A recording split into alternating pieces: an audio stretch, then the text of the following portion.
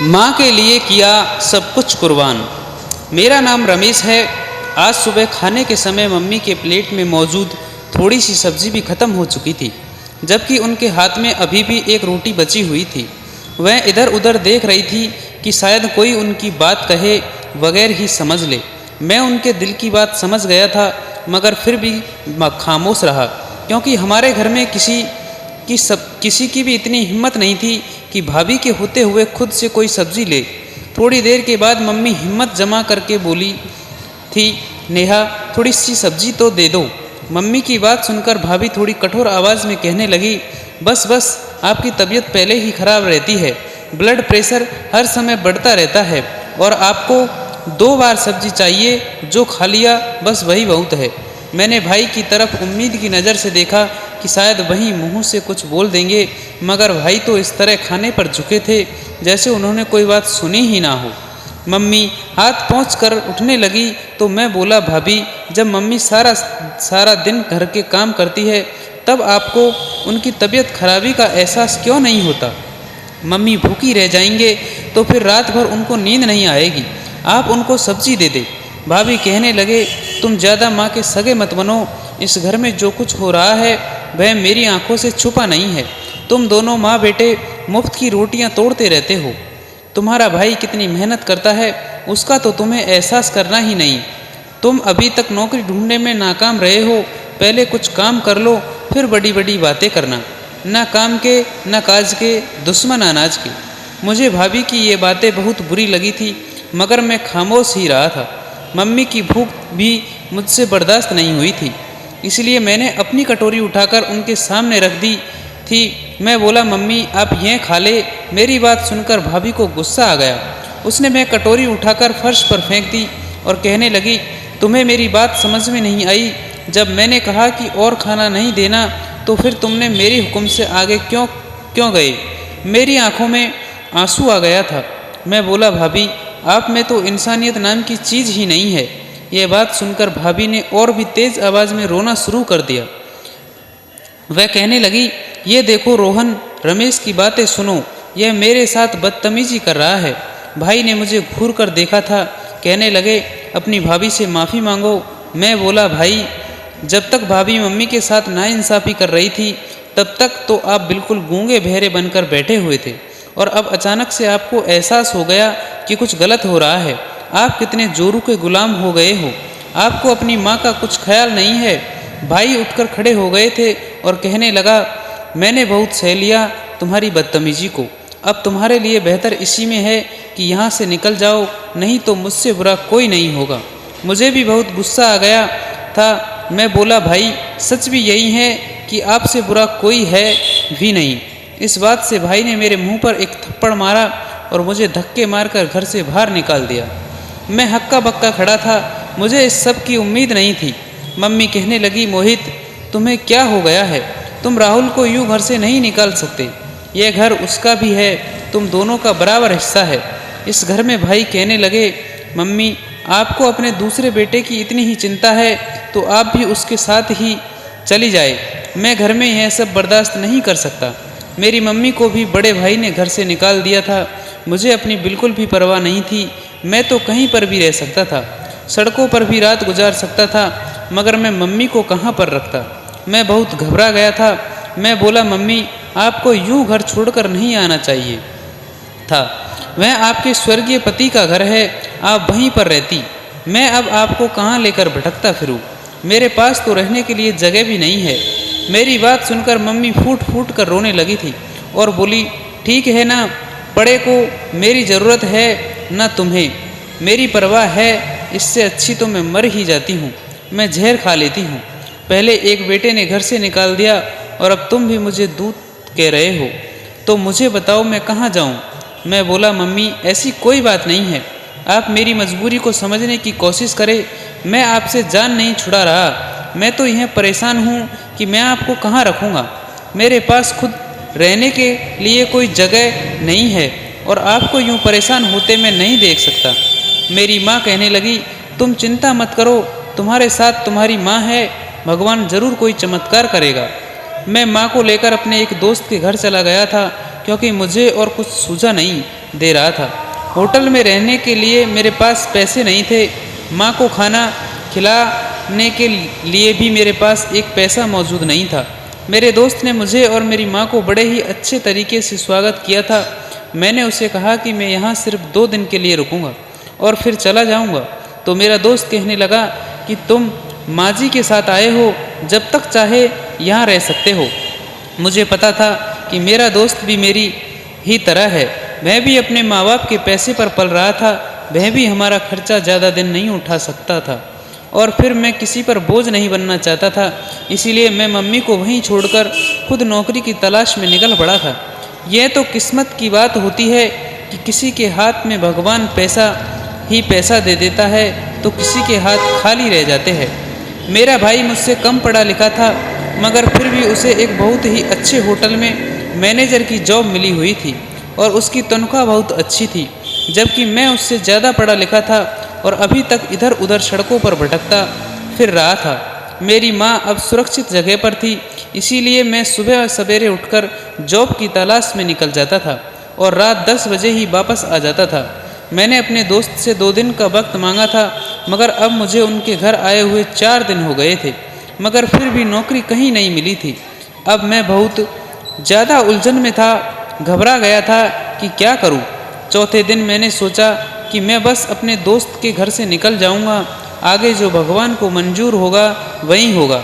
मैं नौकरी की तलाश में एक बार फिर से निकल चुका था। मैंने कोई ऐसा जगह नहीं छोड़ा था, मगर फिर भी मुझे कोई अच्छा जवाब नहीं मिला था। मैं थक हार कर सड़क के किनारे बैठ गया था, जब मेरी नज़र दीवार पर चिपकी यह कागज़ पर पड़ी थी, जिस पर लिखा हुआ था कि एक अस्पताल में एक चपरासी की ज़रूरत है, तनख्वाह 3000 और रहने का इंतज़ाम फ्री। यह पढ़कर मेरी आंखों में आंसू आ गए थे। मैंने खुद से कहा, रमेश, यह जॉब तुम्हारे लिए नहीं है। मैंने तो MBA किया हुआ था, तो क्या अब मैं एक चपरासी की जॉब करूँगा? मेरा दिल खून के आंसू रोने लगा था, लेकिन माँ का चेहरा आंखों के सामने घूम गया और फिर मैं बिना कुछ भी सोचे समझे उठ खड़ा हुआ था और उस पते पर पहुँच गया जहाँ चपरासी की ज़रूरत थी। मैं जब अस्पताल के स्टाफ को कहा कि मैं चपरासी की नौकरी के लिए आया हूँ, तो वह लोग मुझे देखकर हैरान रह गए थे, क्योंकि शकल सूरत से मैं अच्छे घर आने का लग रहा था और भगवान ने बनाया भी मुझे बहुत ही खूबसूरत था। कॉलेज टाइम में भी लड़कियां मेरी खूबसूरती की दीवानी हुआ करती थी कि जैसे मैं किसी रियासत का राजकुमार हूँ। मुझे इंटरव्यू के लिए डॉक्टर के पास लेकर जाया गया। जब डॉक्टर ने मेरी फाइल देखी तो वह हैरान रह गया और कहने लगा, तुमने तो MBA किया हुआ है और तुम एक चपरासी की नौकरी करना चाहते हो।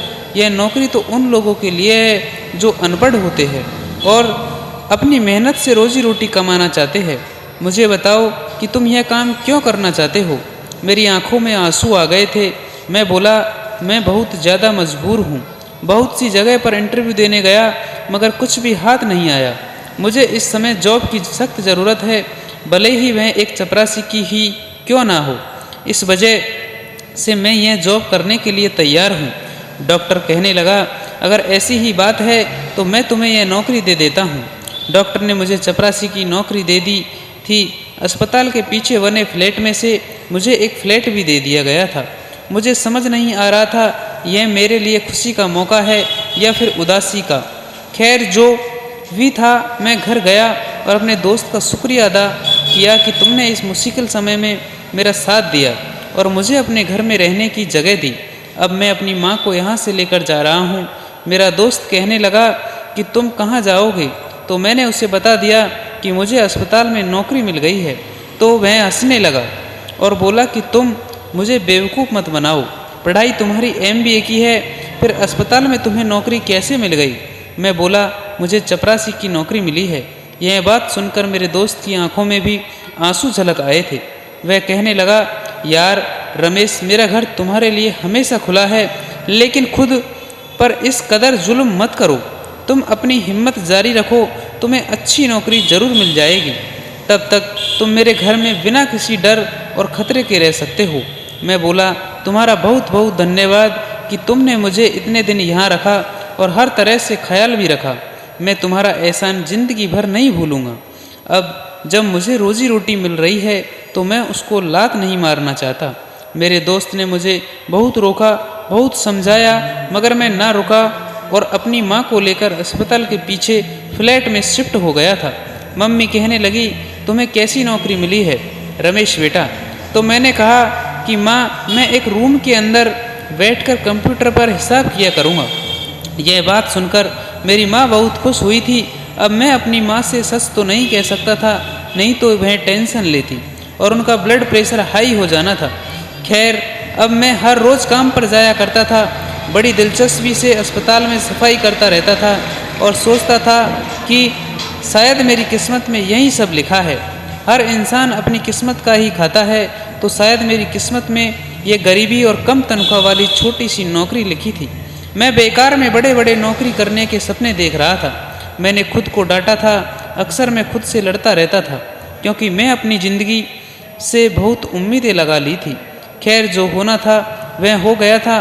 पूरा महीना बहुत अच्छे से काम करता रहा। मुझे डॉक्टर ने भी अपने ऑफिस में बुलाकर मेरी बहुत तारीफ़ की थी और कहा था कि तुम्हारी तरफ से हमें कोई शिकायत नहीं मिली है। फिर डॉक्टर ने मुझसे कहा कि मैं अपने एक दोस्त को तुम्हारी फाइल दी हुई है, वह देखेगा कि वह तुम्हारे लिए कुछ कर सकता है या नहीं। मुझे उम्मीद वह तुम्हें कहीं ना कहीं अच्छी जॉब पर लगवा देगा।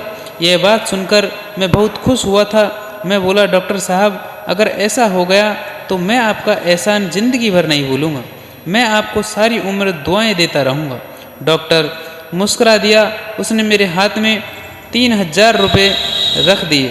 कहने लगा, ये लो तुम्हारी तनख्वाह। मैं जल्दी से तनख्वाह पड़ी और डॉक्टर के ऑफिस से बाहर निकल आया था।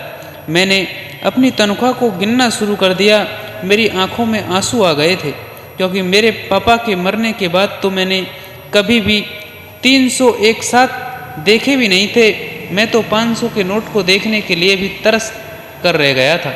मैं उन पैसों को बार बार गिन रहा था और सोच रहा था कि सबसे पहले मैं घर में राशन लेकर जाऊंगा, क्योंकि खाने पीने के सामान की बहुत दिक्कत हो चुकी थी। मैं अपनी माँ को अच्छा खाना खिलाना चाहता था। मैंने वह पैसे जल्दी से अपनी जेब में डाल लिए, लेकिन तभी अचानक मेरे सामने एक औरत आकर खड़ी हो गई। उसने दोनों हाथ मेरे सामने जोड़ दिए। वह कहने लगी, भगवान के लिए मेरी मदद करो। वह बिना कुछ कहे बस रोए जा रही थी। उसकी आंखों से आंसू गिरते चले जा रहे थे। मैं बोला, क्या हुआ है? तो वह कहने लगी, कल मेरे बेटे का एक्सीडेंट हो गया था। मोटरसाइकिल तेज़ रफ्तार से चला रहा था। मेरे बेटे ने तो यह भी नहीं सोचा कि अगर उसे कुछ हो गया तो मैं क्या करूँगी। उसने मेरी परवाह नहीं की। अब वह आईसीयू में पड़ा है। उसके ऑपरेशन के लिए मुझे पैसों की ज़रूरत है और मेरे पास कुछ भी नहीं है। मेरे हाथ खाली है। अगर मैं यह कहूँ कि भगवान के अलावा कोई मेरे बच्चे की ज़िंदगी बचा सकता है तो वह पैसे ही है।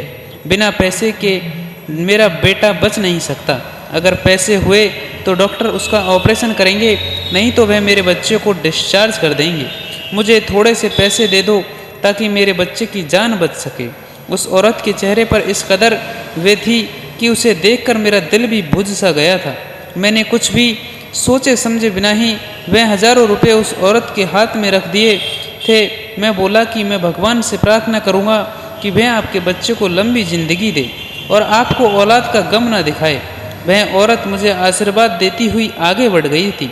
वह किसी दूसरे इंसान के सामने हाथ जोड़कर अपने बच्चों के लिए पैसे मांग रही थी, लेकिन उस आदमी ने उसे धुत कर भगा दिया था।